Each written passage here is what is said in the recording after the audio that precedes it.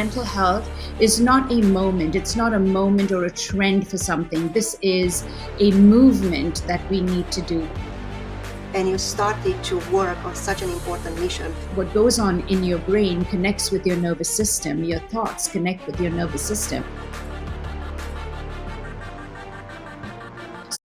Mental health is not a moment. It's not a, mental health is, mental health is not a mental health is not a moment. It's not a moment or a trend for something. This is a movement that we need to do. And you started to work on such an important mission. What goes on in your brain connects with your nervous system. Your thoughts connect with your nervous system.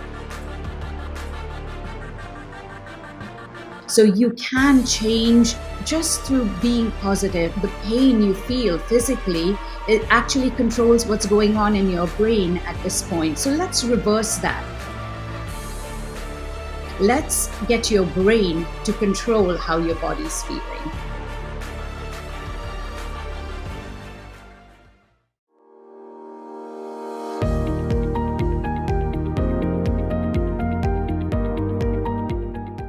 Welcome back to Thriving with Arthritis. This is another episode, and today we're going to talk about the toll that autoimmune diseases will take on your mind.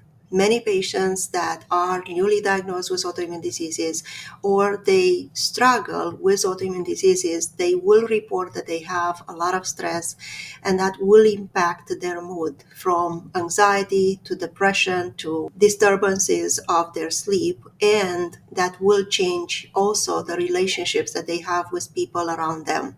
Today I have the pleasure to have a very, very special guest, and also very dear to me, Miss Deborah Sawaf. She is a Bombay-born Italian and LA fashion designer. She is a lady that through her fashion world, she was able to empower other females and other people to take the responsibility and express their emotions with words. She is actually the founder of an impressive movement which is called the Power of Words. Deb, I'm very happy to welcome you here. Thank you so much, Diana. I'm honored to be talking to you. And, the work you're doing is so incredible, so needed, so impactful, because so many people suffer with autoimmune diseases quietly.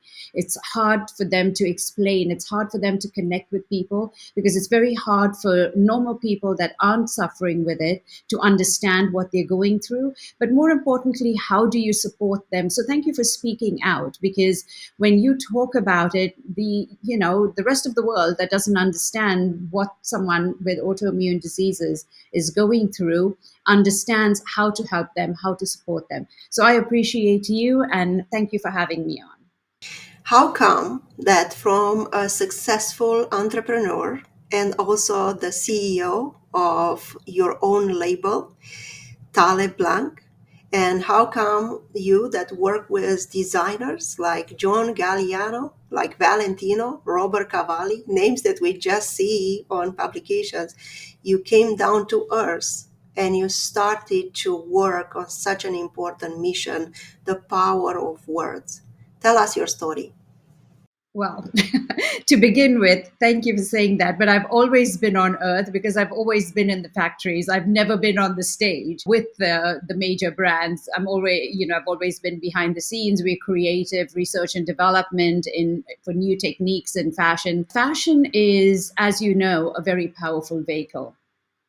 Everybody understands fashion. If I'm talking to a little kid, that's homeless, or I'm talking to the CEO of a company, everybody is interested. It makes people happy. Fashion has a way to just lift your mood, but it's also your expression. It says who you are. When you wear something, you're putting out a message there. And sometimes it's very subtle, and sometimes it's really loud, like this. It's a lot of color. But you're putting out a message. You're expressing yourself. I'd been in fashion for so many years, for over 2 decades. And when I was asked in 2022 to be the fashion event at the NBA All-Star Weekend and give back to mental health, I realized at that moment in time my life had come full circle. First, the issue of mental well being is a very personal topic to me. It's been a very personal topic in my life. I found that if I'm able to use this vehicle of fashion for change, this is what I was going to do. And I made a commitment. And, mental health is not a moment, it's not a moment or a trend for something. This is a movement that we need to do. What we're doing is not going to go away. It's always going to be there. And as we talked earlier on, autoimmune diseases, cancer, anything that you can talk about, handicap, I mean, all of these ailments and illnesses come with a mental health condition, come with depression, come with anxiety, come with stress. But not just people that have an ailment, it's people that are normal, that don't have an illness, that have issues. I made it my mission now to be able to speak out through fashion, but also create a movement that's tangible. Can you tell us why you believe in the power of words to impact the mental health? Well, recently read a book, Lisa Barrett. It's called 7.5 Lessons about the Brain. It's how the words you say can physically change a person's mental state of mind. That's because the part of the brain that controls language actually controls major organs of the body. And thinking about that, if you think about, you can say something to someone and they walk away from you, you never know how they've taken it, because some people respond right away, there's a reaction, and sometimes people just walk away, but you don't know how they are processing what you've said. So it's so important, the words you say, the words you come out, you can pick somebody up or you can crush them.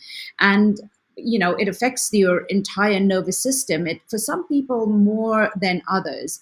If you're someone who reacts right away and you can talk back, it's great. But there are lots of people that, don't know how to process something that's said to them. But having said that, on the other side, because of this, the generation gap, think about California. We're a melting pot of cultures. Everybody brings a different perspective to our environment. Everyone brings their own emotions, their own thoughts, their own perspectives. So it could be whether someone's coming from a different culture or someone's coming from a different generation. When they say something to you, it's about how you receive it. You might not really understand what they mean. They may mean well, but you can take it and understand it completely differently and not respond. And, it could affect you. But what I'm trying to say there is we have to understand that when you're in a melting pot of cultures, you have to be able to stop and think and ask what someone means when they say something to you. And I think the situation where certain words are said, it's different. So like you were trying to explain, there is a big connection between our language and our brain and our feelings. And many times we try to dissociate those things, but they have a great impact. And for my patients with autoimmune diseases, I do find out that they feel isolated. They feel misunderstood many times because of their invisible nature of their autoimmune disease. Many of those people, you don't see how tired they are. You don't see in how much pain they are, but they do live with that, and that will impact the way that they react in certain situations. Now, can you teach us, with the words that you promote, how to use them to express emotions? It's so true that you say someone with autoimmune diseases, they can be beautiful and all put together on the outside. What's going on the inside doesn't really show. And then sometimes they are mistaken for someone who's a constant complainer, someone who's complaining all the time. And unless there are people that understand what they're going through clinically, they're never going to be able to be in their company and be tired of their attitude, or sometimes you lose your patience so easily. What I try to teach through the power of words is we took all of the emotions and then brought it down to 7 really important emotions, starting with magic. I always say magic is your vision, is your higher power, it's your ambition, everything you want to be. Empathy in this situation is really important. It's paying attention to the emotions of others, walking in their shoes, speaking out, a really important tool for people with autoimmune diseases. Compassion is something else that we need to have. Let's walk alongside with them. Let's give them a helping hand. These are all the words we have. And then for the people with the disease, it's optimism, looking at the bright side of life. Maybe there is something more positive out there that we can go after. We can do this. We can try different things. We can go and see Dr. Diana, because I know and I've heard from so many of your patients. I mean, I've seen them say how you've changed their lives. So, there you're optimistic. There may be something that can help them. And then resilience is just staying the course. This is your path.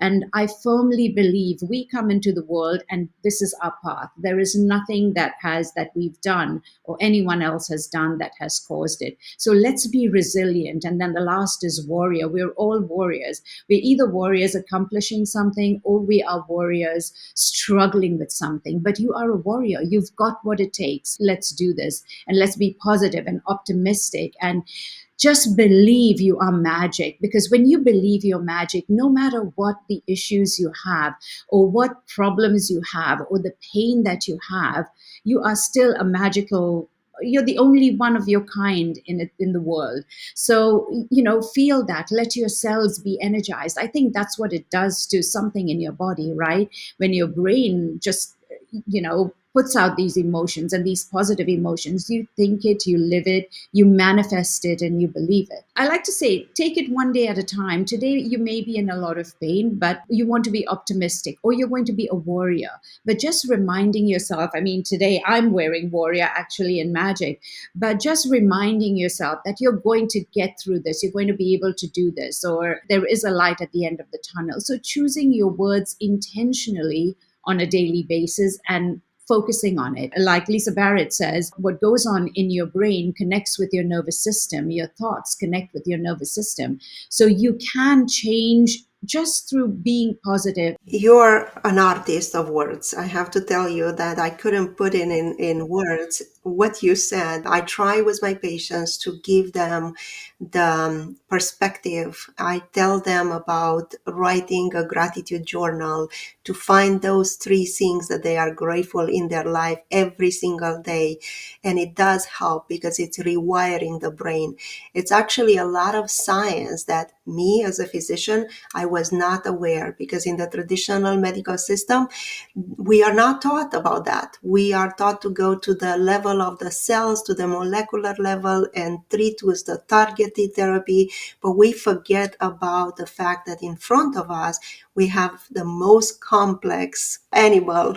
We have a human being in front of us with feelings, emotions, like you said, generational trauma, people that from multiple reasons, they can suffer not only from their emotional toll of an autoimmune disease, but there could be so many other things that could impact the way that they feel. We doctors have to learn the language of talking to patients. What do you think about this aspect of how doctors will talk to their patients? How will that impact the patient recovery or healing? It's so important. And I love that you say that. Yesterday, I did a podcast with Dr. Tiana Woolridge. She's an orthopedic doctor at UCLA. Just talking to her, because I know her. She's a friend. She's a brilliant young lady. And we talked about, it's not just for patients. Doctors need it as well, because all you're doing, like she said, is you keep emptying your cup. You have your personal life, you have your professional life, and then you have patients that you always have to show up for positively. I love that you're asking me about how you can talk to your patients, but how even for you and your team, how do you talk among yourselves? How do you express yourself? So once you start expressing yourself, you fill up your cup to be able to help your patients. I would love for you to have the tools, the power of words tools for your patients. And I think that's one way. I'm happy to come and do a talk with your patients, but starting with your team, with the doctors, with the nurses, so that you can fill your cup before you go out and help others.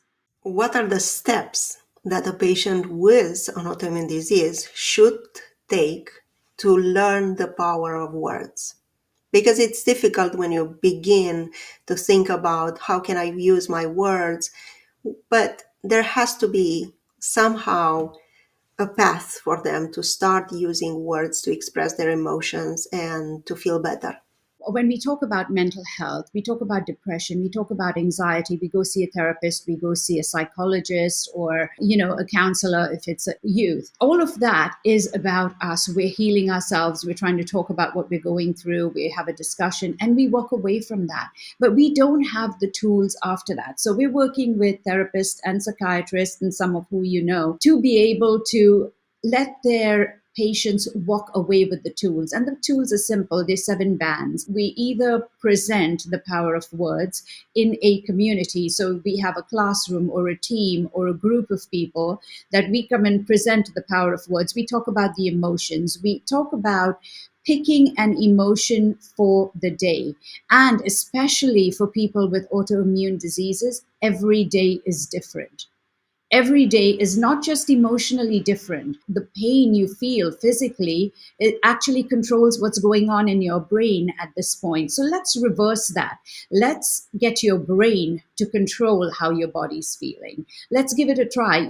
So we present the power of 7. We have the tools and we ask patients or people to pick the emotion they're feeling right now and let's talk about it. And when they pick the emotion, you talk about what are you feeling really. And we give you the tools. We choose from one of those 7 words and say, okay, to be able to show up for people, be optimistic or show that you're a warrior or just believe your magic.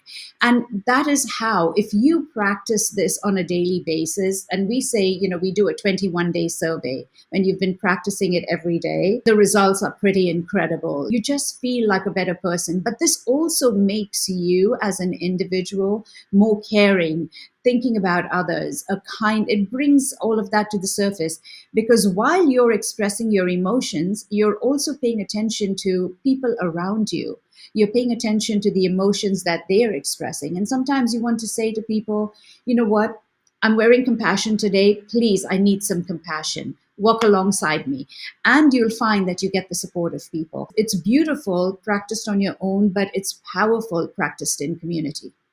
Like everything else, the power of words, we have to practice, practice, practice to come out with the feelings out. For many years, patients and normal people, I would say, we suppress our feelings in an effort to show up differently or to be perceived as powerful and without any flaws.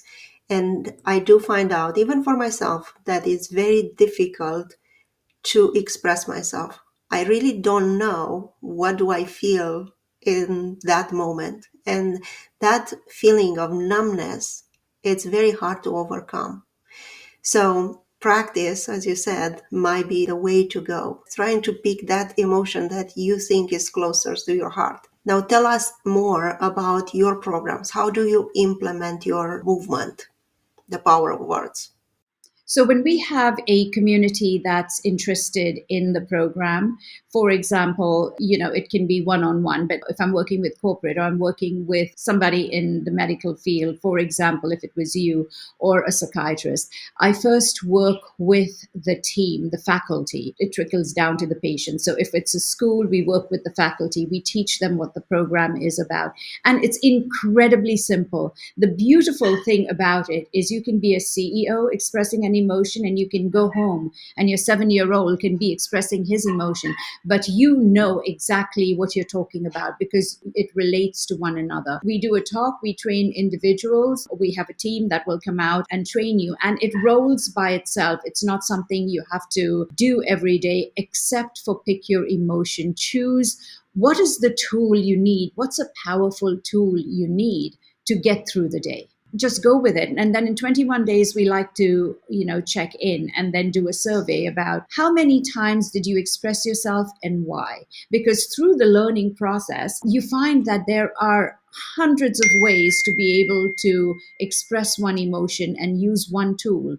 So some days, people use resilient for different reasons, right? Because you're fighting something, you want to get through this day.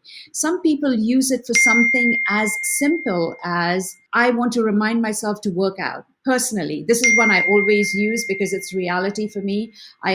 I worked out today, but on a day that I have to work out and I have to drag myself to the gym or to go walk or to go soul cycle, I wear resilient. And if by the time I'm ready for bed, I haven't gone to the gym yet, then I get up and go walk or do jump rope or whatever it takes. That's my resilience. That is my reminder, my constant reminder, because I can see it, to get out and do something before I take it off at night.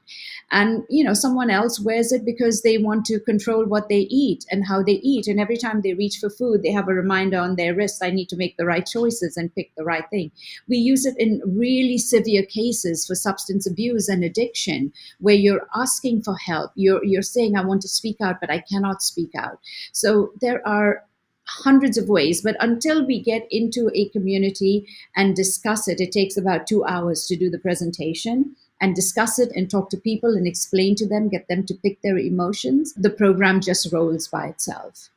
Because you are a fashion designer and everyone could tell by your elegant look, what do you think about putting up the makeup and dressing up to make you feel better?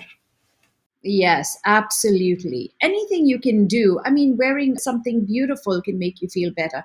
I don't feel good when my hair's not done. I have to get my hair done. It makes me feel good. And when I'm having a really bad day, I'm overwhelmed and I'm struggling, you'll see my gray hair showing and I feel terrible, but I have to show up. But I would never normally show up to anything if my hair's not done well. That makes me feel good. It's not just vanity, it's how you feel about yourself as well. It's how you present yourself to the world. I think it's really important. Thank you for making that comment. I even tell my daughters, because I have two daughters, about putting something nice, making that appearance nicer for you first, because it's so important to make you feel better and well put together before you step out of the house. And especially for people that are suffering with autoimmune diseases, that they say, I don't have power to fight through it. Just doing the smallest things that will bring you pleasure is so much more important. It's going to feed your soul and it's going to feed your mind. And it's not about faking it. It's about doing things that will bring you pleasure and respecting your body and respecting yourself. I want to thank you very, very much. You are a wealth of resources. I want to congratulate you for taking such a hard mission of educating people and empowering people, because that's the hardest thing that you could do. Really digging deep into the mind of the people that need the support, but they don't know how to ask for the support. Absolutely. And the Band Bond initiative is a way to ask for support. It's a way to say, I need compassion today. I need empathy today. By the way, I'm struggling and I'm being a warrior. So someone can at least give you a thumbs up or a high five, or actually start a conversation with you because you're struggling with something and, ask you. Because there are only 7 words and 7 colors, and everybody universally understands that. But really more important, going back to your message about, putting on makeup or dressing up to feel good, just believe your magic. You are one and only of its kind in the world. In fashion, we say you're the haute couture of human being. There is nobody else like you. God took the time, or the higher power took the time to create you. You have so much value in this world. That gives you the drive to believe you can do it. It's just believe in yourself no matter what you're going through. And, it started with someone saying to me, what are you? I was like, I don't know what I am, but I'm not basic. I don't believe any human being is basic. You just have to come out. So he said, okay, then if you're not basic, what are you?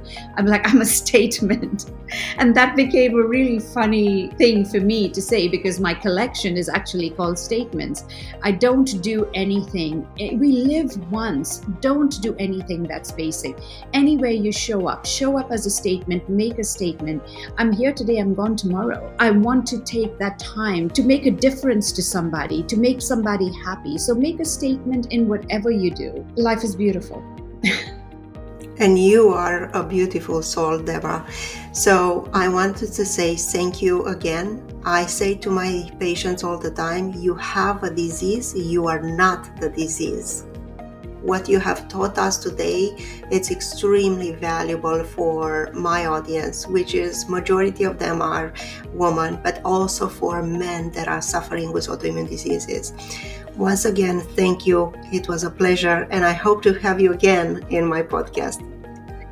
I would love to. Thank you for having me. I really appreciate you. All of the work you're doing to help people, and anything I can do to help, you can always look up the phone and call me.